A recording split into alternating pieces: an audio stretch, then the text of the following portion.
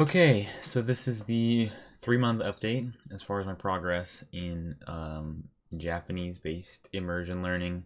I said in the title it's usually AJATT or MIA. Those are just kind of the names that come to mind when there's an immersion-based Japanese program, but it's whatever you want to call it.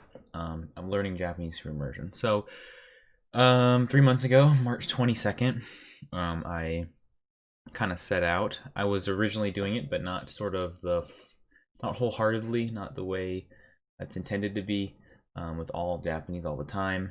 I really wanted to make it somewhat measurable, I guess. So again, once again, this video, if you haven't seen the first one, it's just mainly for me, and it's very impromptu.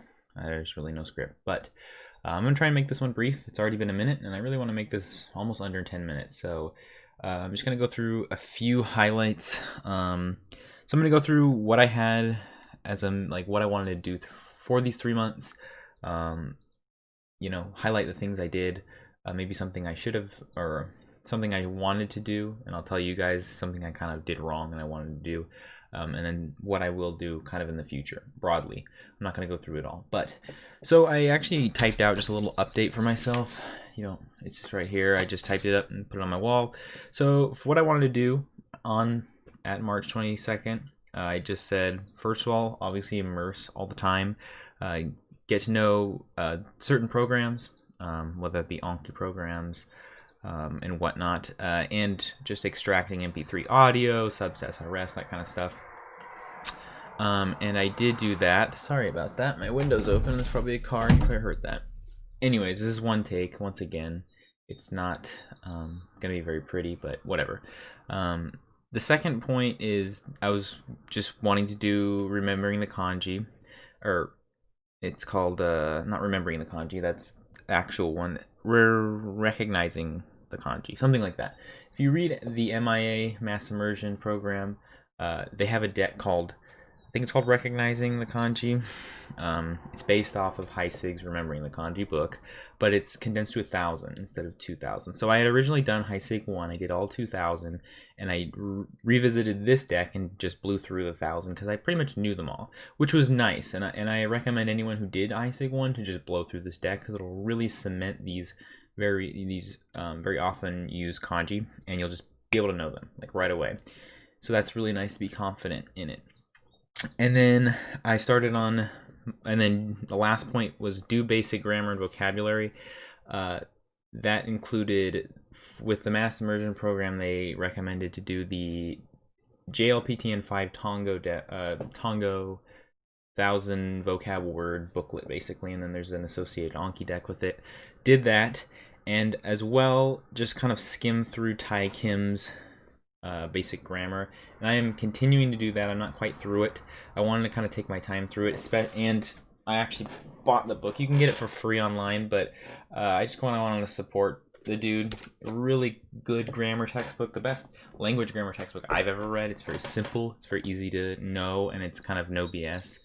I really enjoy it. Well, as much as you can enjoy grammar. So with that quickly out of the way, those are the 3 points. Immerse yourself, do the recognizing the kanji deck, and do basic grammar and vocabulary. Those are pretty much all done, so I'm glad I hit all those basically for my first update. Some other things I did. I did skim through.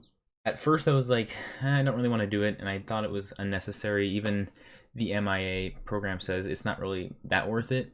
But when I was thinking about in this next update and beyond, when I'm doing sentence cards, I will be sentence mining Japanese novels.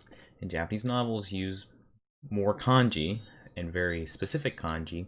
So I did go through Heisig 3. I didn't do all of them. In fact, I probably did maybe half. And those are mainly the kanji that describe things. They were describer words, basically. And I haven't really read in novels very heavily yet. I have a Kindle ready. I have it all set up. I'm just not doing it quite yet, and I'll tell you why. But just to be prepared, I did those kanji, and it's super easy once you've already done Heisig 1 and you've done the RTTK. The radicals are so just in your head, like they're just fused in there that you can just blow through it. And I did it in less than a week. I did about 500 of the kanji that I thought was actually useful. So we'll see if they are. see if they aren't. You don't really ever see them in actual anime or shows, but they might be in novels. I've seen a few in novels before, but they're mainly describer words and more specific words that you'll see. So that is what I did. I guess one thing that I wish I would have done beforehand is probably just did Heisig 3 right afterwards.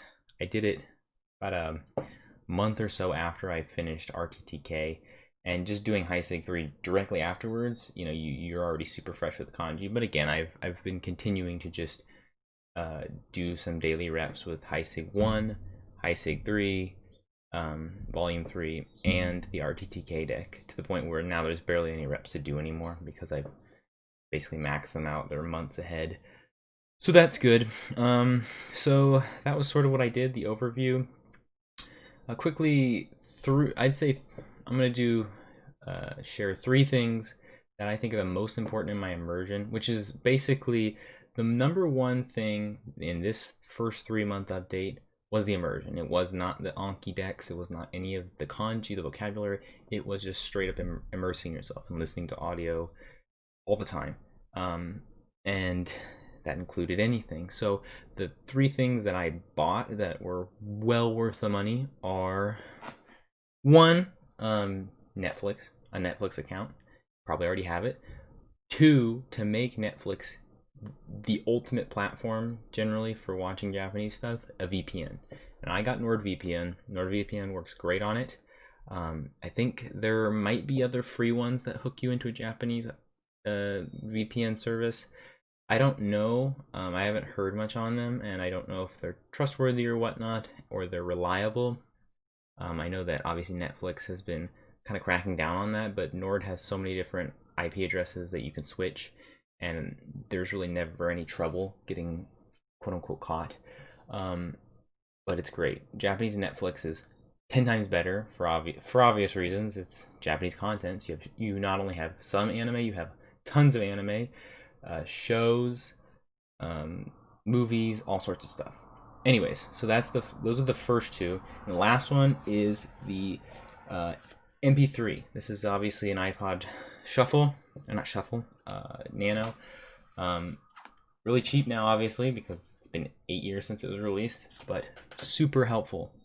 Anywhere I go, or I'm not connected to anything, I have headphones in. I just put it on when every day, and whenever I'm not near anything with Japanese content, you just stick one in, pop it on. It's all about immersing, even when you're not near a computer or anything like that. So those are probably the top 3. YouTube's great because it's free, and if you use a VPN and if you use YouTube Japan, you switch your location, there's tons of content out there. There's tons of content. You just have to kind of sift. Sometimes it's not as apparent, but if you just continue to sift, there's tons of content. So anyways, those are some resources. I can go into it, but again, this video is almost 10 minutes and I wanted to stay under. So really quickly, highlighting what I'm going to do. First and foremost, immediately, I just got this today. This is the N4 Tongo book. I'm going to run through this as well really quickly, or as quickly as I can, to get a good base of vocabulary words. From there, I've already downloaded the Anki add-on Morphman, so I'm going to put those in once I know them. I already know N5 Tongo, so it'll give me and then I'll kind of do some light sentence mining beside that, and with regular content. Kind of want to build up about a 2,500 word base. From there, I'm going to do the there's a deck, an Anki deck, that has all or very common words with their dictionary definitions. So once you learn their dictionary definitions, you can make the monolingual transition. And again, I'm not going to go into that. Just look up monolingual transition. You'll see something from probably Matt versus Japan about it. There's tons of videos about it. So anyways, I'm going to do that. And once I'm in that, I can just do regular sentence mine, but monolingually and not bilingually, which is really important. And it really speeds up the time to acquire language by learning Japanese through Japanese definitions. So that being said, I know this is kind of trying to be quick, really off script, but that is about 10 minutes, and I kind of want to stay under there. There's really nothing else I wanted to say, and that's just, I know it's very sloppy. Once again, this is mainly for me. If you want to watch, it's whatever. So if you did enjoy, I hope you enjoy it. But so yeah, it's been 3 months down, and it's been good. One thing I can say is, um, the ultimate thing obviously is to actually enjoy immersing. If you don't enjoy immersing in Japanese content and you're always wishing to listen to English content, you will not have a fun time. Obviously, there's no point, right? Because if you're not having fun listening to Japanese content, you're not gonna laugh. You know, if you're gonna do it all the time, it's just gonna suck because you're not gonna enjoy it all the time. So that's one thing. Um, Anyways, I'm rambling at this point. This is a very butchered video. It's probably worse than my first one, but yeah. Anyways, I hope you enjoyed this video, and I will see you guys in another 3 months. Peace out.